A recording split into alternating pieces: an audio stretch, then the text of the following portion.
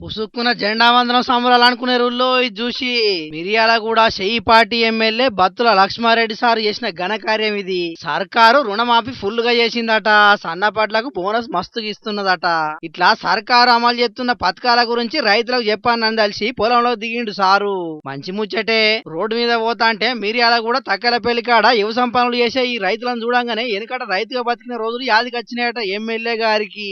ఇక కారు దిగి కాళ్ళు బయట పెట్టిండు, పంచె కట్టిండు, తలకు రుమాలు చుట్టిండు, ట్రాక్టర్ ఎక్కి దమ్ము కూడా చేసిండు. మరి అంతల్నే పార్టీ జెండాలు ఎడ దొరికినాయో గానీ రైతుల పేరు మీద భలే రాజకీయం ముంగటేసుకున్నారు పోండ్రి.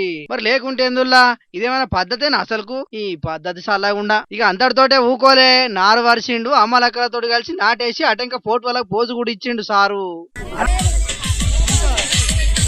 అగ చూసిండ్రా, నాటుకొచ్చిన వాళ్ళ చేతుల్లో పార్టీ ప్రచారం కోసం ముద్రిచ్చిన కాగితాలు పెట్టి ఫోటో కూడా దిగిండు. అంత మంచిగానే ఉన్నది గాని ఆ జెండాలు ఈ కాగితాలు చూసే బగ్గ కోపానికి వస్తారు మిరియాల కూడా రైతులు.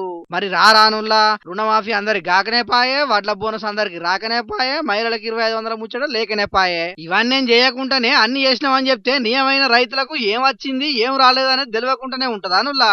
ఏందో ఏమో పోండ్రి, కొంతమంది నాయకులు రైతుల పేరు మీద భలే రాజకీయాలు చేస్తున్నారు పోండ్రి.